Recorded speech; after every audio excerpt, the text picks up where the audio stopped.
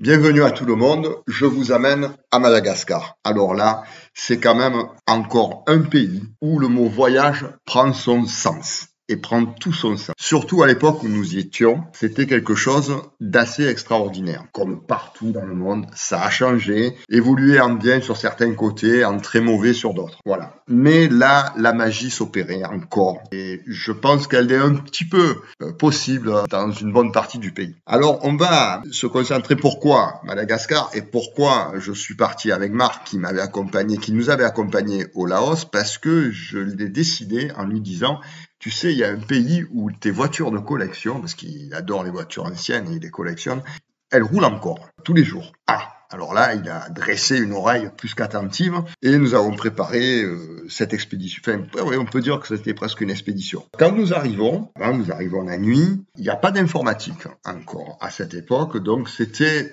déjà l'ambiance de l'aéroport. On se retrouve dans la France des années 50. Et c'est déjà le petit côté magique qui va aller à s'accentuant.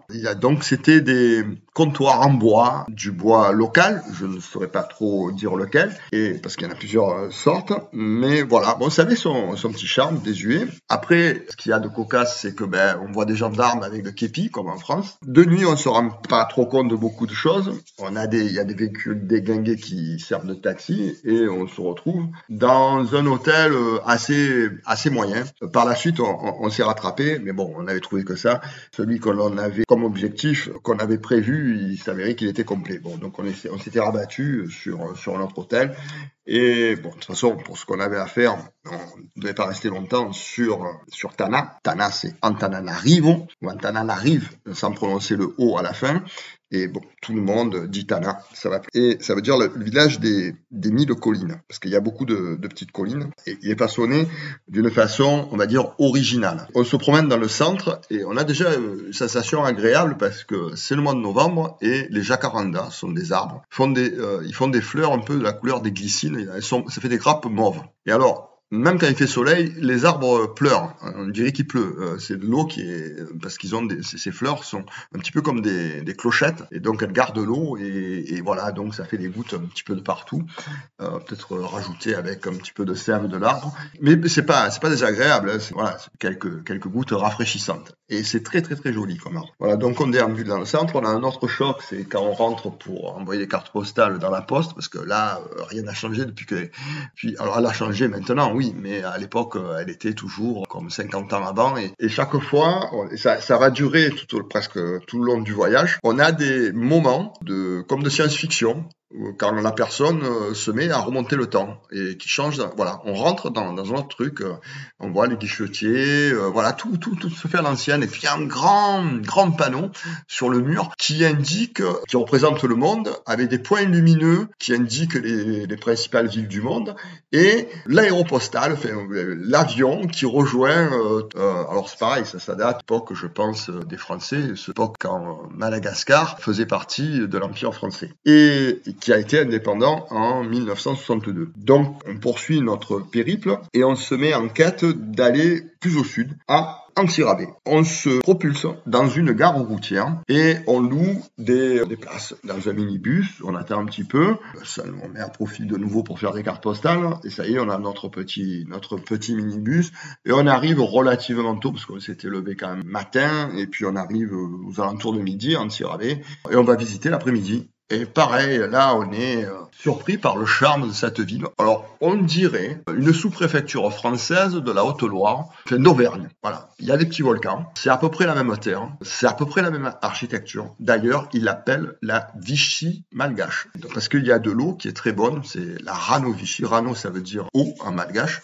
Et il y a un établissement thermal avec le décorum qui, voilà, comme une ville, comme les Français qui ont été à la base de l'architecture, avec une belle gare. Et il y a d'ailleurs de temps en temps, alors ça il faut le demander parce que c'est pas commun, il y a une Micheline qui qui partait de Tana et qui arrivait, une Micheline de Michelin, avec pneumatique, tout ça là, et qui arrive à cette gare. Mais à l'époque il fallait commander. Alors je sais pas si c'est toujours le cas, si c'est toujours faisable de se déplacer avec ce système-là. Et donc on visite la ville, on est surpris de la qualité, alors ça déjà depuis le premier jour, du goût des aliments et de la saveur.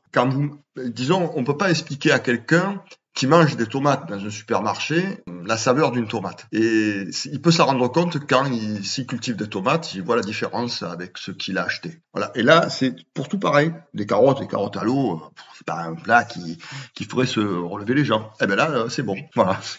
C'est incroyable, mais bon, voilà. C'est comme ça. Et tout à l'avenant. Et alors, un truc pareil qu'on découvre. Bon, après non, parce que après, on a mangé des kilos. Mais c'est la saveur du zébu. Alors, si vous prenez un filet de zébu, c'est meilleur que le plus succulent des filets de bœuf que vous auriez pu manger. C'est quelque chose d'extraordinaire. Il faut savoir qu'à cette époque, alors maintenant, ça allait beaucoup moins, mais c'était bio. Les gens faisaient du bio sans le savoir, parce que tout était naturel. Donc forcément, tout avait beaucoup de goût. Alors maintenant, bon, ça a changé comme partout. Il y a beaucoup de gens qui mettent produits, etc., et puis qui les surdosent parfois, voilà. Mais ça reste encore, attention, quand vous allez dans les marchés, vous voyez bien que là, les produits, c'est quand même assez naturel. Vous avez même des fois que vous n'avez pas besoin, vous avez votre frigo plein, vous êtes tenté d'en acheter, quoi. Et alors en Tirabé, l'après-midi, je vais faire un petit tour en VTT. Alors je me tâte parce qu'il a flotté et j'ai une idée en tête, c'est d'aller visiter les lacs qui sont aux alentours d'Antsirabe, et il y en a un qui s'appelle le lac Titride. Il aurait une mauvaise réputation parce qu'il y aurait des amants qui se seraient suicidés, c'est une légende. Et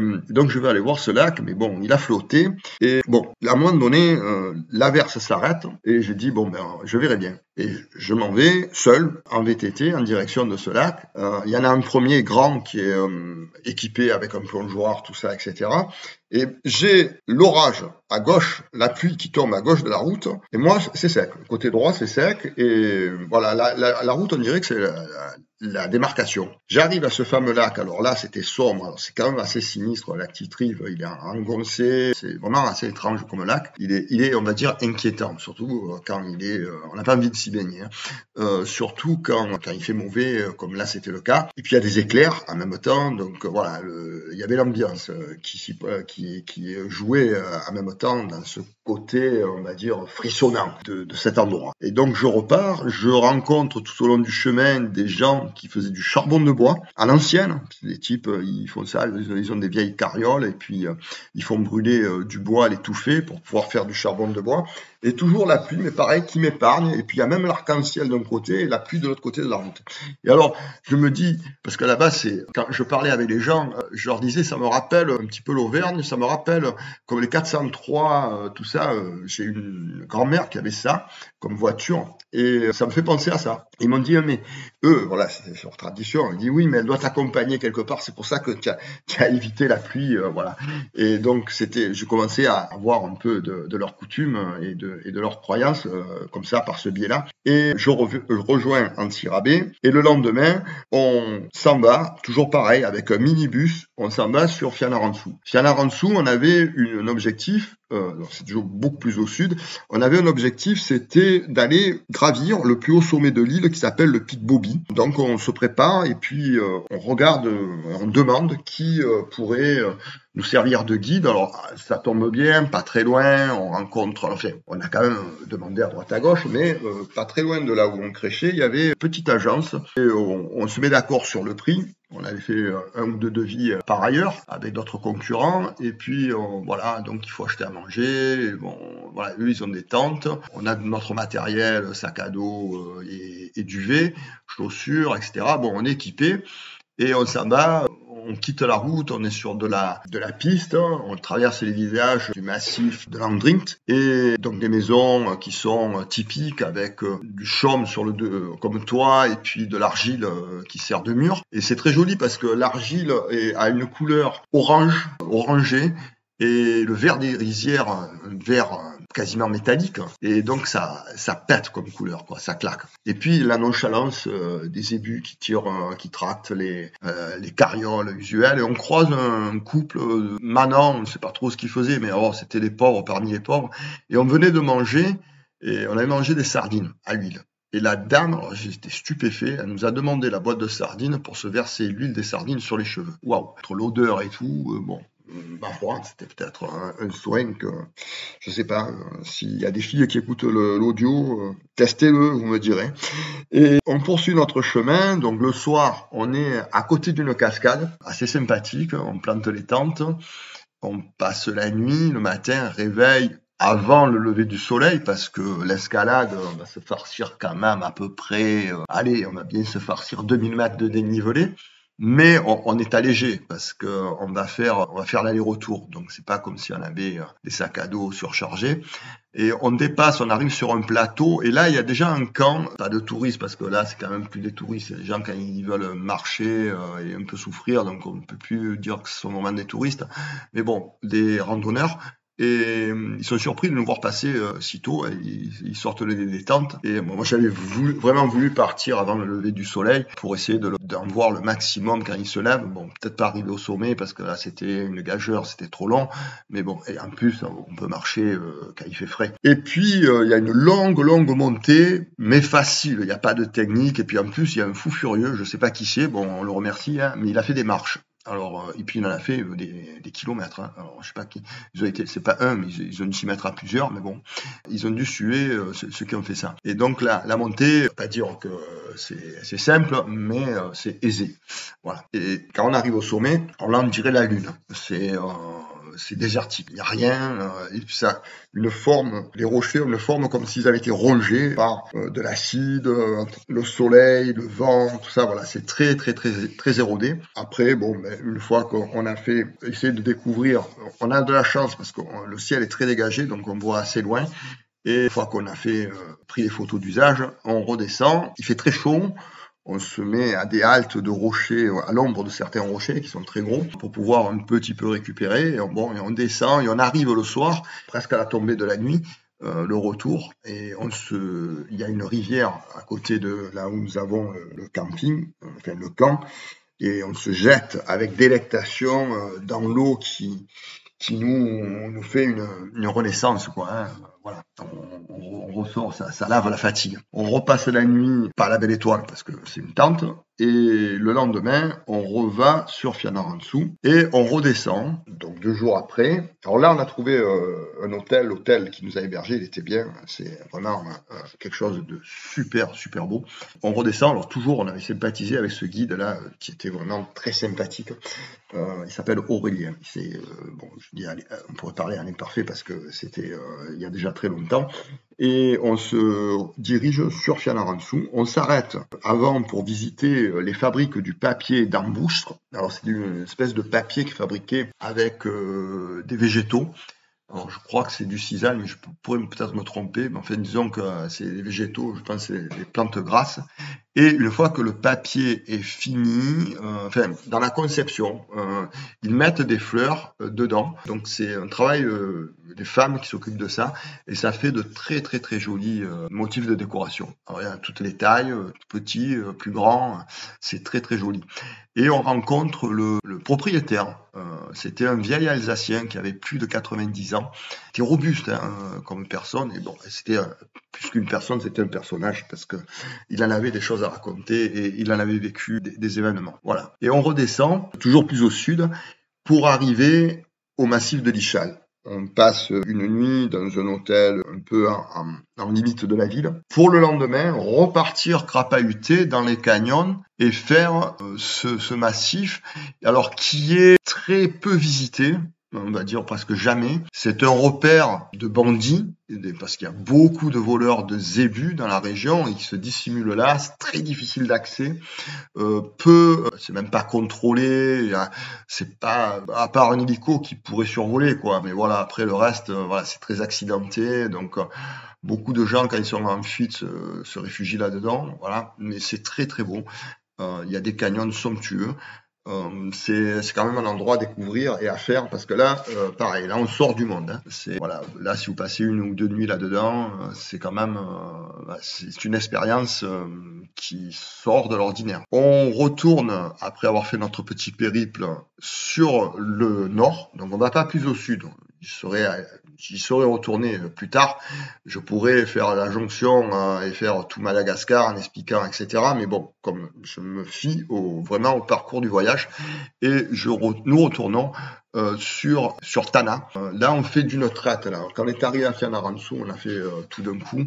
Et sur Tana, bon, on avait visité. Donc le lendemain, on repart, on va sur le nord, on va sur Diego Suarez. Alors Diego Suarez, du nom du navigateur portugais qui a découvert la baie il y a 5 siècles, qui s'est eu appelé Libertalia parce que des disciples de Jean-Jacques Rousseau avaient voulu faire une république égalitaire. C'est une légende, mais il y a de fortes chances qu'elle ait eu existé. Donc c'était des pirates qui détroussaient les riches bateaux qui transportaient ou de l'or ou des soieries, etc., etc. Et lui, il ne tuait pas les gens de l'équipage et leur proposait, leur disait, voilà, ou vous avez la vie sauve, on vous met sur un bateau avec des vivres, ou alors vous venez avec nous. Et voilà. Et donc, une fois qu'ils avaient fait leur rapine, ils se basaient dans cette baie, ils avaient monté un camp, et puis dès qu'ils avaient besoin, alors bon, il y avait, c'est organisé les pirates, hein, c'est pas quelque chose, voilà, c'est pas les types, ouais, on voit le pirate qui se saoule au rhum, non, non, mais c'est structuré, et même une sécurité sociale, avec une caisse, avec un tarif pour les gens qui perdent un œil, qui perdent un bras, etc., etc., et puis ceux qui sont blessés, ils participent pas au combat, mais ils reçoivent quand même quelque chose, voilà, non, non, il y avait une organisation, et ça a fini, cette histoire, apparemment, le capitaine Misson, qui était donc lui qui avait instauré ce fameux Libertalia, serait mort dans une tempête et les populations autochtones autour de Libertalia auraient envahi et tué les survivants. Voilà comment s'est terminée cette histoire de Libertalia. Donc on visite alors Diego Suarez, c'est une ancienne base militaire française, c'est les Français qui ont construit la ville, il n'y avait pas de ville avant, et donc on sent vraiment la construction, voilà, il y a encore des maisons, c'est dommage, il y a des vieilles maisons qui ont été détruites là maintenant, des maisons qui dataient de l'époque de Gallieni, puisque Gallieni a été le type qui a initié Diego Suarez, puis après il a été secondé par Joffre, donc Joffre il y a déjà une place qui s'appelle place Joffre, et puis il y a même une ville qui s'appelle Joffreville. Alors cette ville, elle est dans la montagne, s'appelle la montagne d'Ambre, qui est entre 1000 et 1400 mètres d'altitude, et qui permet une base climatique pour les chaleurs de l'été. Voilà, parce qu'à l'époque, la clim, elle n'existait pas, donc il fallait trouver des astuces pour pouvoir se rafraîchir. Et donc la ville, visite la ville, bon, on sent qu'il y a un chargé d'histoire, et puis bon, maintenant ça a aussi de nouveau changé, mais à l'époque, la rue Colbert, le soir, c'était de la folie, quoi. Il y avait des marchands partout qui vendaient toutes sortes de nourriture, voilà, une grosse ambiance qu'il n'y a plus maintenant. Et on s'en va le lendemain, enfin 2-3 jours après, sur Nosy-Be par la route. Alors le taxi brousse, à l'époque là, voilà, ça marchait bien. Maintenant, ça marche très moyennement. On mettait entre 6 et 8 heures pour arriver à la ville, à l'embarquement, pour prendre le bateau qui nous amenait à Nosy-Be. Maintenant, c'est carrément 12 heures, 14 heures, des fois 24 heures pour y arriver. La route est détruite. Et à part qu'elle ait été refaite dernièrement, mais ça m'étonnerait, puisque dernièrement, il y a un grand pont qui a lâché. Donc, avant qu'il soit refait, je ne sais pas comment ça va se passer. Et la route était bonne. Voilà, et le mec, il bombardait quoi, avec son minibus. Et puis bon, on prend. D'ailleurs, en partant à 6 heures, on arrivait pour le midi, quoi. Pas midi pile, mais on arrivait vers midi et demi, 1 heure moins le quart, on était sur Nosy-Be. Et on pouvait donc mettre les pieds sur la plage d'Ambatoulouk, qui a changé aussi, pareil, des constructions un peu hautes qui se sont mises, mais enfin voilà, c'était assez magique. Surtout que la vue, quand vous êtes sur la plage, vous voyez la grande île, c'est-à-dire l'île de Madagascar, et de Nosy-Be, qui veut dire grosse île. Nosy, ça veut dire île, Be, ça veut dire gros. Donc la plage est magnifique, et puis face à vous voyez l'île de Madagascar, qui est plutôt rouge, et le soir, elle devient encore rouge mauve, encore plus, avec les voiliers, les bateaux à balancier qui voguent. Voilà, c'est des images assez de films qui nous mettent dans une ambiance de détente. Et on a vu une excursionniste, et on a loué un petit truc pour aller faire la presqu'île de Lokobe, qui est à 1 heure à peu près de là où nous étions, on y va en pirogue, pour aller visiter une réserve animalière. Alors là, on voit les animaux endémiques à Madagascar, et bon, il y avait une espèce de gros boa sur un arbre, là. On aurait dit qu'il attendait notre passage, mais en fait, comme il était un peu endormi, voilà, c'est pas quelque chose de très vif, il devait avoir mangé ou il l'avait nourri exprès, voilà, donc il n'était pas très dangereux. Et puis on découvre les lémuriens. Alors il y en a un paquet de toutes sortes. Il y en a un qui a réussi à me faucher mon obturateur de caméra, et comme il a vu que j'étais intéressé par ce truc, il s'est enfui dans l'arbre. Et puis il me l'a jamais rendu. Et puis on découvre alors un lémurien qui nocturne. Alors lui, on l'a réveillé, on l'a regardé. Enfin bon, il avait l'air comme voilà, si vous avez la tête de la personne qui a passé toute la nuit en boîte de nuit et qu'on réveille à 8 heures du matin, quoi. Et un autre lémurien, parce que le guide avait apporté des bananes, il leur a filé des bananes. Et alors, ils sentent quand même qu'on est, le lémurien, c'est quelque chose qui est avant les singes. C'est apparu sur Terre avant les singes. Mais il y a un comportement humain. Et ils sentent, en nous voyant, que on est quelque part un peu de la même famille. Et alors, il y en avait un, là, il regardait avec intérêt, et quand je suis parti, c'est tout juste s'il ne fait pas au revoir avec la main, quoi. Voilà. C'était quand même assez extraordinaire. Ce contact avec les lémuriens, c'est quelque chose de magique. Alors, il y en a plusieurs espèces. Je ne vais pas toutes les dire, mais enfin, il y en a un paquet, et c'est vraiment assez exceptionnel. Il y en a des tout petits, d'autres qui sont presque grands comme des hommes, de toutes les couleurs. Non, c'est vraiment assez extraordinaire, comme animal.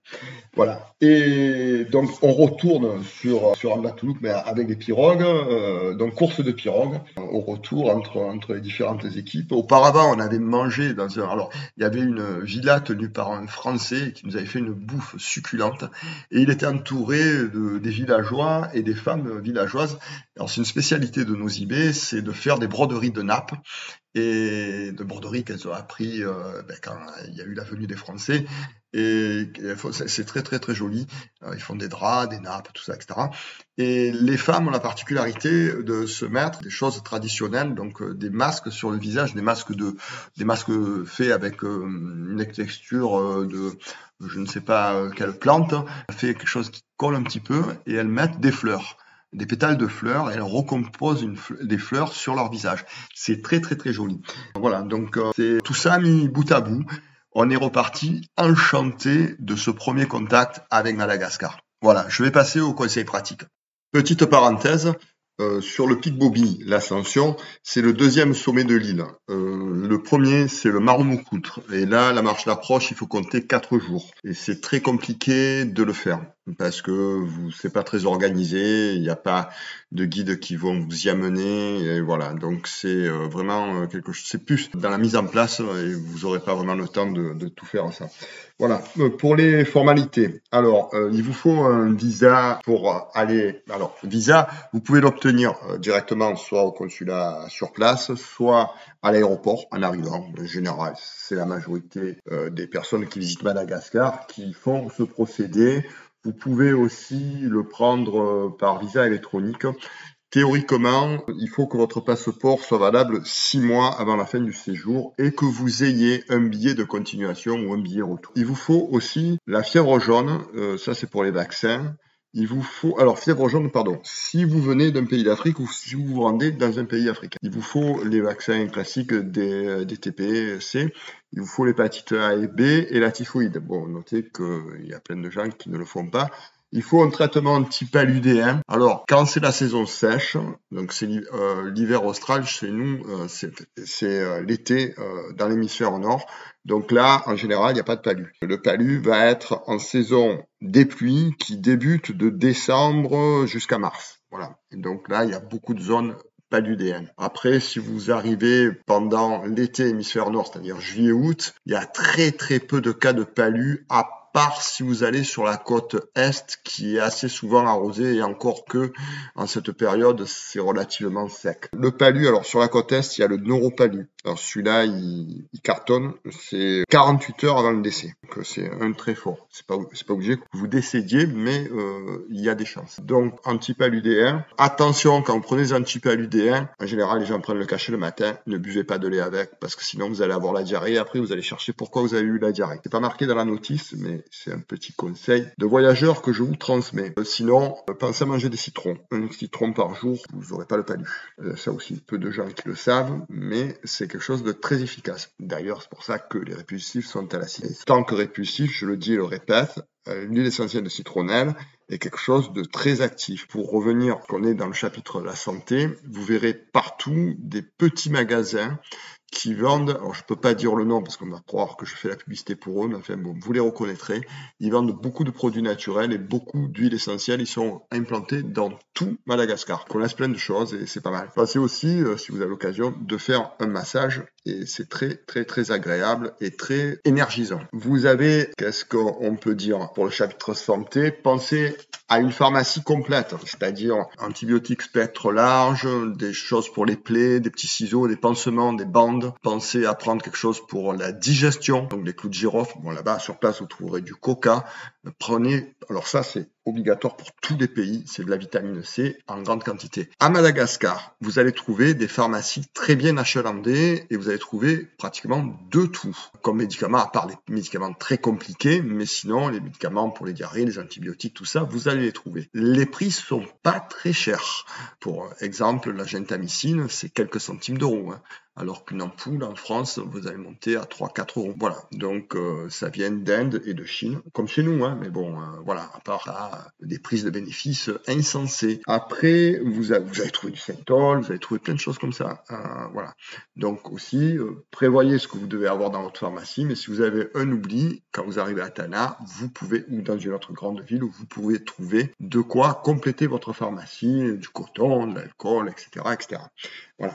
Donc vous n'arrivez pas quand même au milieu de la jungle. C'est d'ailleurs, bon, on reconnaît quand même la personne qui fait le touriste parce que justement, il a l'impression d'arriver sur une autre planète. Non, non, ça c'est équipé. Ça n'a pas toujours été le cas. Il y a eu les rayons vides, mais bon, surtout à notre époque. Mais là maintenant, ça a beaucoup évolué, donc vous allez trouver des choses sans problème. En revanche, il vous faut une très bonne assurance d'expatriation au cas où, parce que les unités médicales, s'il faut faire des opérations lourdes, c'est un peu compliqué.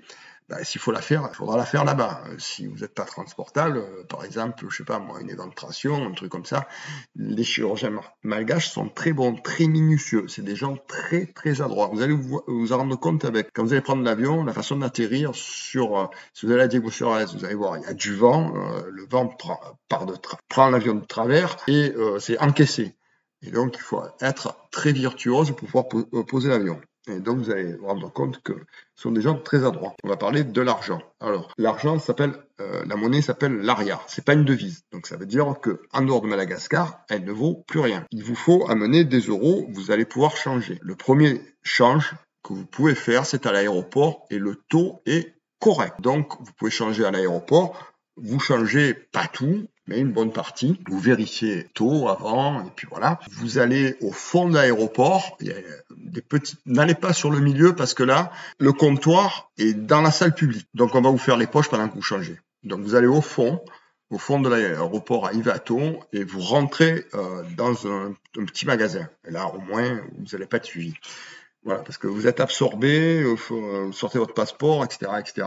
Et il y a des types, ils ont l'habitude, ils sont là à côté. Quand vous arrivez à Madagascar, enfin, quand vous arrivez en général, vous arrivez par Tana, vous sortez tout des poches. Voilà, rien dans les poches latérales. Le Français se reconnaît parce qu'il a en général des pantalons avec des poches latérales. Et tout le monde sait qu'en général, il met le portefeuille là. Et à Madagascar, plus qu'ailleurs. Donc, vous enlevez les choses dans les poches latérales. Vous achetez par avance des épingles à nourrice que vous allez mettre sur vos poches. Même les poches, là où on met les mouchoirs. Voilà, parce que vous allez mettre votre porte-monnaie. Pensez à avoir quelque chose que vous pouvez avoir une ceinture qui multipoche que vous allez mettre sous vos vêtements. Pour revenir, comme la monnaie s'appelle l'ariar, avant il s'appelait le franc malgache, mais l'ariar l'a remplacé, et l'ariar ça veut dire 5 et c'est 5 fois la valeur du franc malgache. Alors quand on vous dit, il y a des régions encore, on va vous compter en franc malgache. Donc eux, ils appellent ça FMG, en abréviation. Donc demandez toujours FMG ou ariar. Pour entretenir la confusion de façon à ce que vous payiez plus, parce que je me répète, l'ariar, l'équivalent, par exemple, pour faire simple, 10 000 FMG égale 2 000 ariar. Voilà. Alors, le mec, il va vous dire 10 000, il veut dire 10 000 FMG, et vous allez donner 10 000 ariar. Voilà. Bon, vous n'aurez pas perdu grand-chose, étant donné qu'au change, on va dire que 10 000 FMG, on va être aux alentours d'un peu plus de 2 euros. Pour retirer l'argent, alors, il y a des distributeurs dans les grandes villes. C'est pas très conseillé, sauf en urgence, parce que vous allez multiplier les frais. Vous savez que les banques font du catch avance et donc là, vous aurez moins de frais. Ça y est, au comptoir, vous pouvez retirer l'équivalent de 1000 euros en arrière. On va vous les donner. Voilà. Et oui, oui, ça change. C'est pas tout le monde qui vit dans la coercition. Il y a des pays qui sont un peu plus libres que d'autres. Là, voilà, c'est le cas pour l'occasion. On va pas vous regarder avec des yeux, mais attendez, il vous faut 3 jours, mais comment? Mais qu'est-ce que vous allez faire avec cet argent?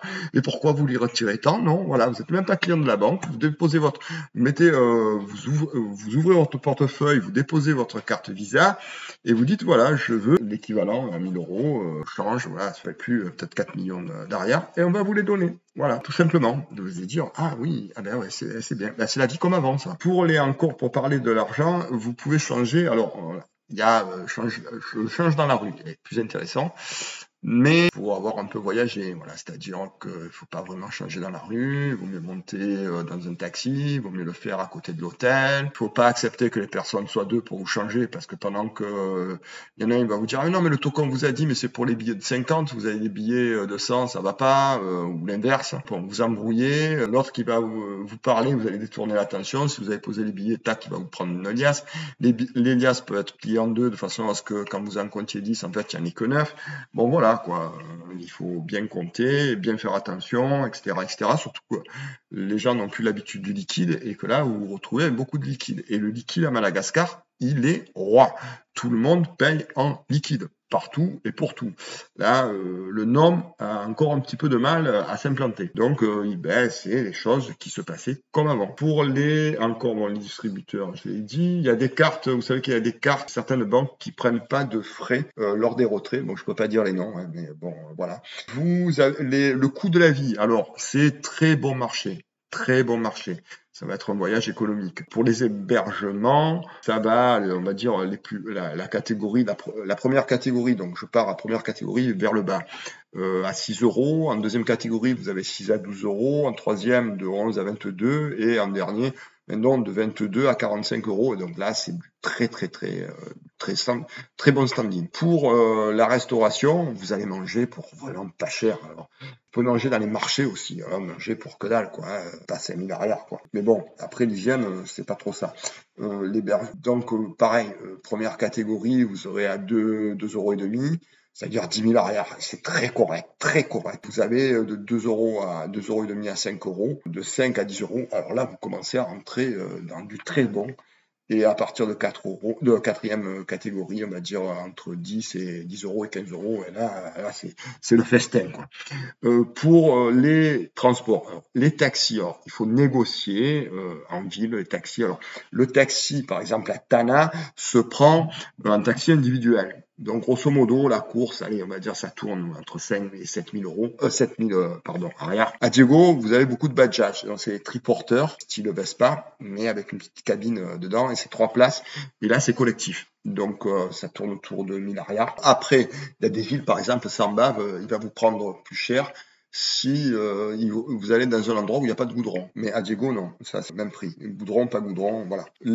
Qu'est-ce qu'on a? Ah oui, les choses qui sont souvent demandées. Aéroport, bon, allez, je vous dis le tarif, parce que vous avez les tarifs fantaisistes, 50 000 arrière, ça devrait être très bon. Le taxi brousse, alors ça va être le moyen de locomotion que vous allez privilégier parce que le prix des vols intérieurs a complètement explosé. Donc dès que c'est possible, surtout dans la partie sud de l'île, on va dire du centre et du sud, vous pouvez aller à Tamatave, à Tana, vous pouvez aller à Majunga, vous pouvez descendre dans le sud, tout ça en taxi brousse, c'est possible. Vous allez faire des sauts de puce entre les villes. Grosso modo, un ordre d'idée, un Tana-Tamata, vous êtes à 30 000 arrière. Vous avez des compagnies qui sont mieux que les autres, on va dire c'est les premières classes avec avec de l'espace, etc. Je vous dis une petite combine, une petite test, vu que c'est pas cher, vous emmerdez pas. Prenez 2 places et comme ça, et demandez devant au chauffeur, essayez de la réserver la veille. Et là, vous allez passer un voyage confortable. Vous pouvez même, si vous faites votre circuit à l'avance, et vous pouvez, si vous êtes 3-4, vous louez le taxi brousse pour vous. Voilà. Et même, alors, autre chose, si par exemple vous êtes coincé dans une station et que le mec attend pour remplir son taxi brousse, vous pouvez acheter les places restantes et vous allez partir de suite. Et là, vous allez avoir la bénédiction de tous les autres passagers. Attention à faire respecter sa place et son prix. Parce que le chauffeur, il fait un truc que le patron ne sait pas. Enfin, il se doute, le patron, mais enfin, bon, il n'est pas vraiment au courant. C'est-à-dire que le truc est prévu pour 9 places, il va charger 15 personnes. Ça, c'est surtout dans le nord, là. Ça va pas vraiment arriver sur Tamatave, Tamatave, mais dans le nord, là, du Nosy Be Diego, là, vous allez avoir droit. Donc, vous résistez, vous faites la tronche, vous gueulez, vous faites respecter, sinon vous allez vous retrouver à 19 dans le taxi brousse, avec les poules et les cochons. C'est sans rire, hein. C'est comme ça que ça va se passer. Après, les vols intérieurs, c'est aux alentours de 300 €. Je vous fais à la louche, là, parce que ça varie en fonction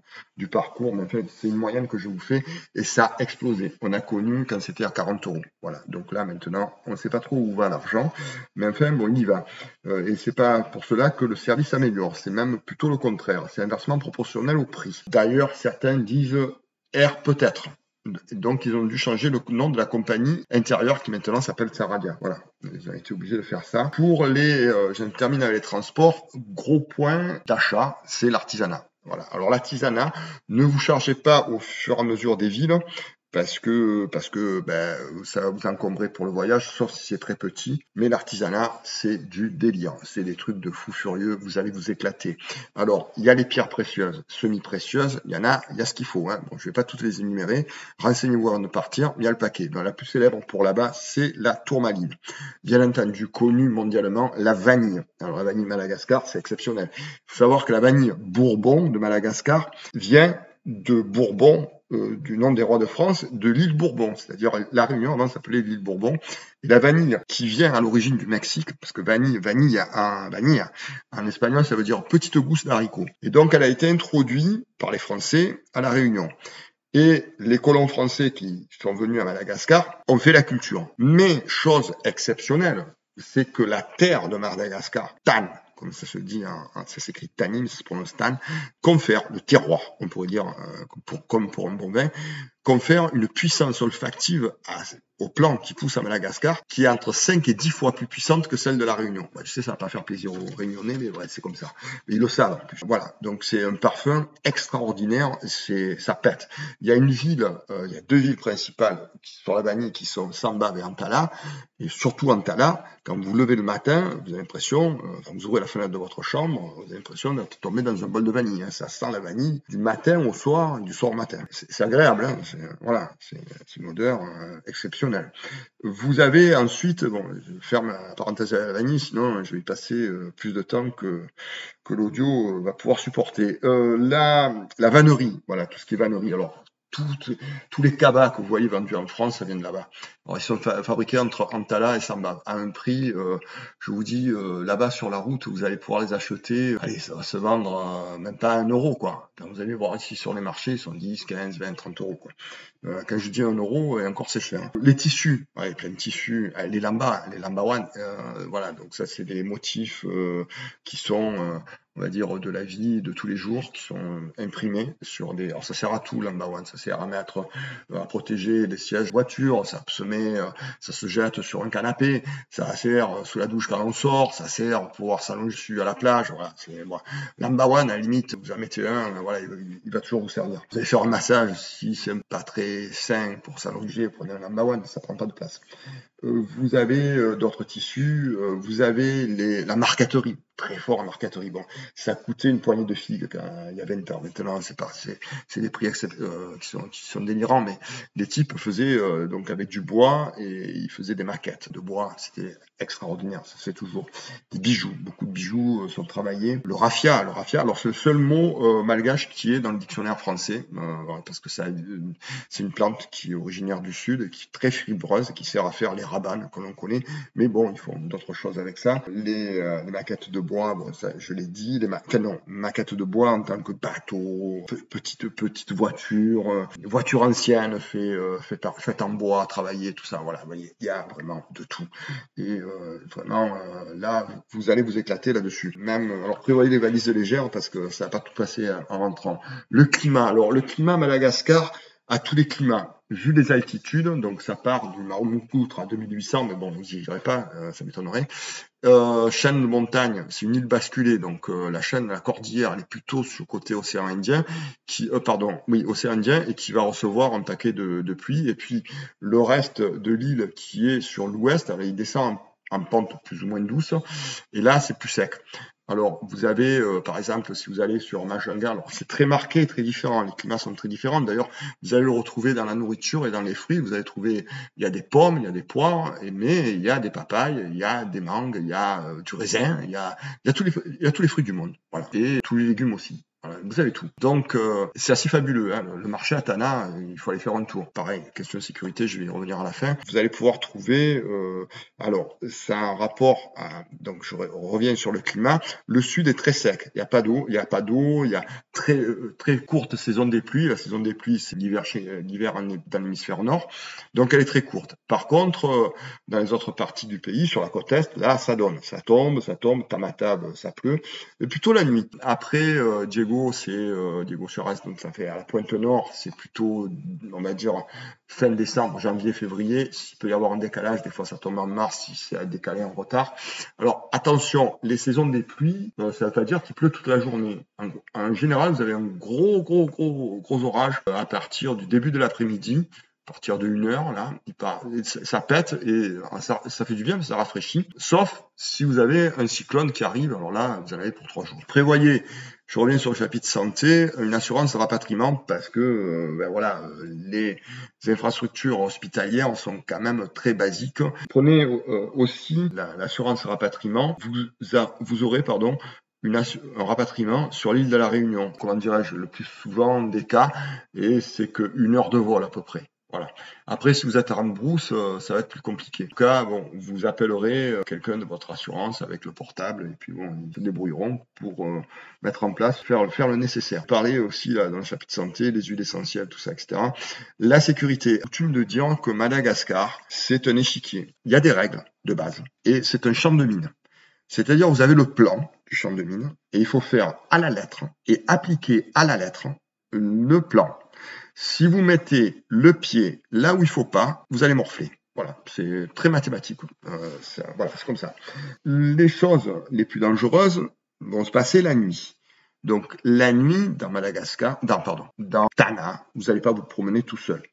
Aux abords éventuellement de l'hypercentre autour du glacier, légèrement par là. Vous pouvez. Après, si vous avez votre hôtel dans le haut de la ville, style à côté de la poste, et que vous descendez dans le bas de la ville, du centre de la ville, là où il y a le glacier, vous pouvez passer par les escaliers. Ça, c'est le jour. La nuit, c'est interdit. Voilà, passez pas par les escaliers parce que bon, voilà, vous avez une chance sur 2 de vous faire attraper.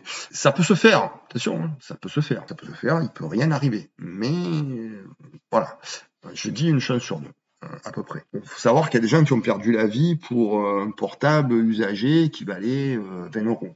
Sinon aussi, pas de chaîne autour du cou, pas de trucs. Ne brillez pas avec l'argent, vous sortez l'argent petit à petit. Ne jouez pas aux riches parce que bon, les gens ils savent quand même que vous l'êtes plus que eux. Vous ne faites pas aussi des choses, comment dirais-je, vous lancez pas, bon je ne sais pas si vous venez visiter, ne vous embrouillez pas, de toute façon les gens sont très affables, etc., parce qu'ils essaieront de se venger d'une manière peut-être pas frontale, mais vous pouvez être empoisonné, voilà. Quelqu'un peut payer, par exemple, un serveur, et vous mettre un truc qui va vous filer la diarrhée, quoi. Voilà, dans la nourriture. Voilà, ça peut être un classique, voilà. Donc, voilà, soyez courtois. Enfin, bon, voilà, vous savez comment il faut faire pour ça. Mais pour revenir à la sécurité aussi, faites attention au vol. Voilà, au vol, vous attachez vous fermez vos valises à clé. Dans l'hôtel, vous planquez les choses. Ça fauche. Voilà, ne laissez pas traîner vos affaires, ne laissez pas traîner les chargeurs de portable, fermez tout. Voilà, fermez tout, ça fauche. Voilà, ça il faut dire les choses comme elles sont, ça fauche. Vous allez avoir des gens d'une probité extraordinaire qui, vous allez oublier un truc, ils vont vous le ramener. Voilà, mais ça fauche. Voilà. Alors si vous allez dans les marchés, surtout les marchés aux vêtements, tout ça, marché Pochard à Tana. Là, vous prenez le minimum, ce que vous avez, vous mettez contre la peau, une espèce de poche, ceinture, machin, etc.